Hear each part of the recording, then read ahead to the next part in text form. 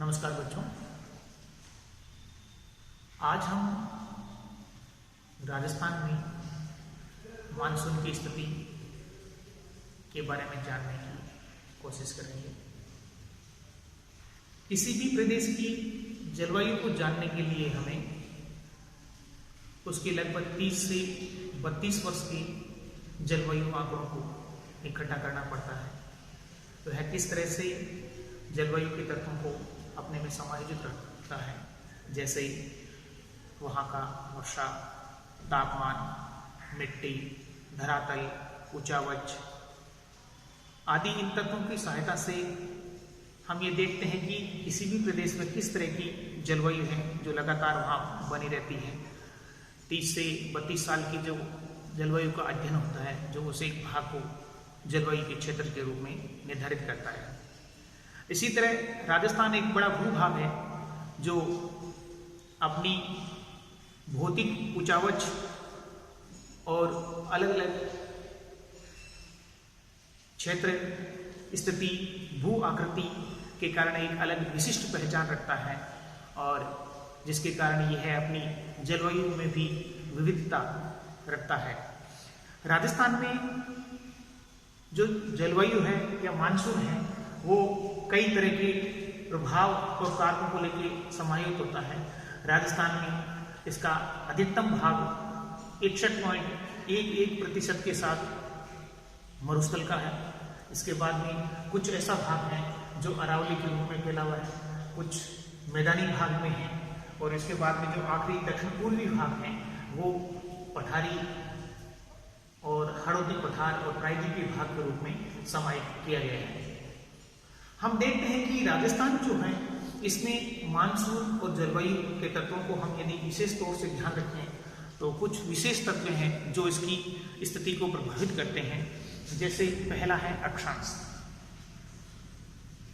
किसी भी क्षेत्र की स्थिति को जानने के लिए उसकी अक्षांशीय स्थिति क्या है वह इसको सबसे ज्यादा प्रभावित करती है और एक अलग पहचान के रूप में रखती है।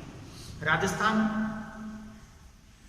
उत्तरी गोलार्ध में स्थित है जिसकी अक्षांशीय स्थिति 23 डिग्री 3 मिनट से 30 डिग्री 12 मिनट के बीच में है। इसका दक्षिणी भाग है जो कर्क रेखा के बिल्कुल पास में स्थित है और एक कुछ क्षेत्र को बीच में से काटता हुआ, इसको टच करता हुआ निकलता है, जिसके कारण इसका दक्षिणी भाग उष्णकटिबंधीय जलवायु के रूप में शामिल है तथा यह अपने आप में एक विशिष्ट पहचान रखता है। कर्क रेखा का जो भाग है वह राजस्थान के मुख्य भाग के रूप में दक्षिण की ओर देखा जाता है। इसके अलावा कर्क रेखा पर सूर्य की सीधी किरणें पड़ती है, जबकि इसका जो उत्तरी भाग है राजस्थान का, श्री गंगानगर जिले में सूर्य की किरणें सबसे तिरछी पड़ती है। यह दो भाग अपने आप में एक विशिष्ट पहचान रखते हैं, जिसमें डूंगरपुर बांसवाड़ा जिले कर्क रेखा को छूते हैं और सबसे तिरछी जो पड़ने वाली किरणें हैं सूर्य की वह श्री गंगानगर जिला। इसके बाद में हम स्थिति की बात करें तो आता है समुद्र तट से दूरी। राजस्थान कच्छ की खाड़ी से 250 किलोमीटर तथा अरब सागर से लगभग 400 किलोमीटर दूर स्थित है,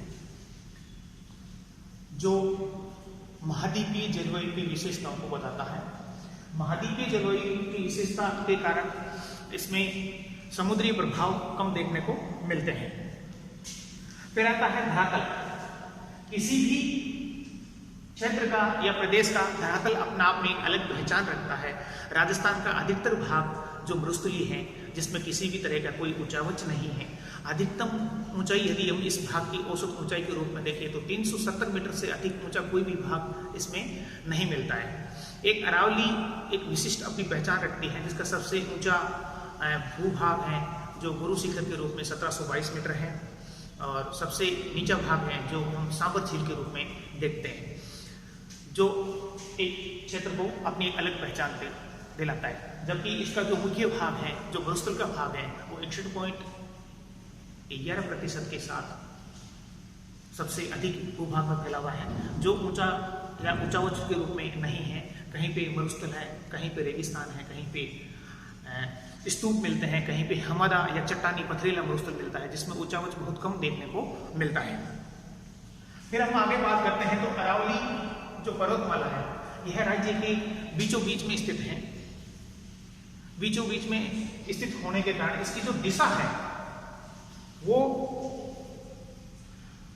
दक्षिण पश्चिम से उत्तर पूर्व की ओर है। अरब सागर से आने वाले मानसून इस पर्वतमाला के साथ आगे की ओर बढ़ जाते हैं, इसलिए अरावली पर्वतमाला इन मानसूनों को रोक नहीं पाती है, और नहीं रोक पाने के कारण ये यहाँ पे वर्षा, जो अरब सागर से आने वाले मानसून है वो यहाँ पे वर्षा नहीं कर पाते।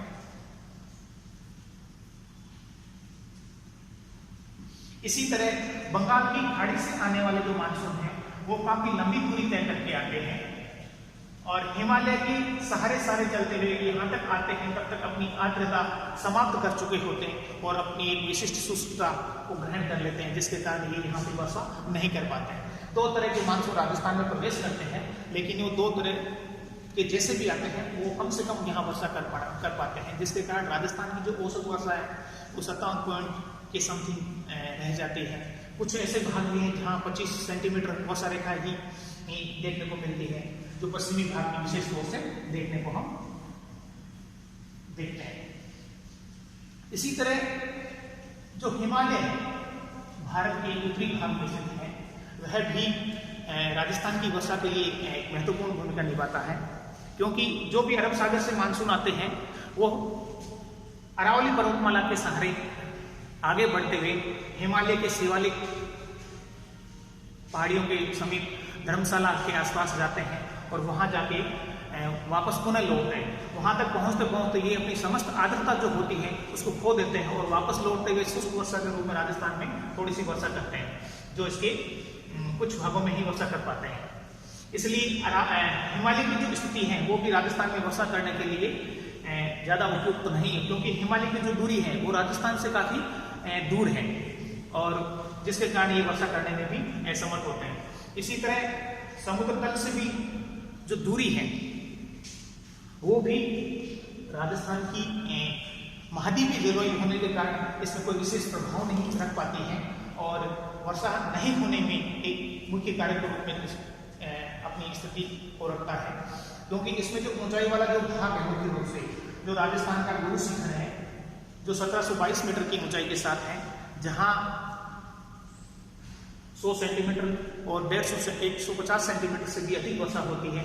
इसी तरह राजस्थान के दक्षिणी भाग में झालावाड़, जहां 100 सेंटीमीटर से भी अधिक वर्षा होती है, जबकि इसी तरह का अन्य किसी भी प्रदेश में कोई ऊंचा उठा हुआ भाग नहीं है जो राजस्थान के किसी भाग में वर्षा कराने में सहायक है। पश्चिमी जो भाग है, जो ऊंचावच है, यहाँ पे हाड़ौती का पठार मुख्य रूप से है, जो वो एक ऊंचावच के रूप में होता है, जो राजस्थान में वर्षा करने में काफी लाभदायक सिद्ध होता है। और इस भाग में जो वर्षा होती है वो झालावाड़ के आसपास 100 सेंटीमीटर से भी अधिक वर्षा को देखने के रूप में मिलती है। फिर हम बात करते हैं, आखिरी जो बात जो चर्चा में लाना चाहते हैं वो ये है कि राजस्थान में एक शीतकालीन वर्षा होती है जिसको मावठ के रूप में जानते हैं। मावठ जो होती है भूमध्य सागर से आने वाले जो चक्रवात होते हैं वो राजस्थान में पछुआ पवनों के साथ चलते हैं और राजस्थान में आके शीतकाल में वर्षा करते हैं।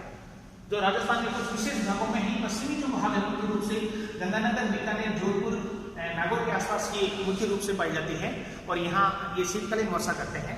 इस तरह कुछ प्रमुख कारण हैं जो राजस्थान में मानसून की स्थिति को बताते हैं या बदलते हैं, जिसके कारण राजस्थान में मानसून का जो औसत है वो कम है और आने वाली जो स्थितियां हैं जिसके कारण इसके कुछ प्रभाव होते हैं जो हम इनमें देखते हैं और इसकी जो मुख्य जलवायु है इन सभी को ये तत्व हैं जो प्रभावित करते हैं, जिसके कारण राजस्थान अपनी एक विशिष्ट जलवायु की पहचान रखता है और अपनी एक नई पहचान के रूप में पूरे देश में जाना जाता है। धन्यवाद।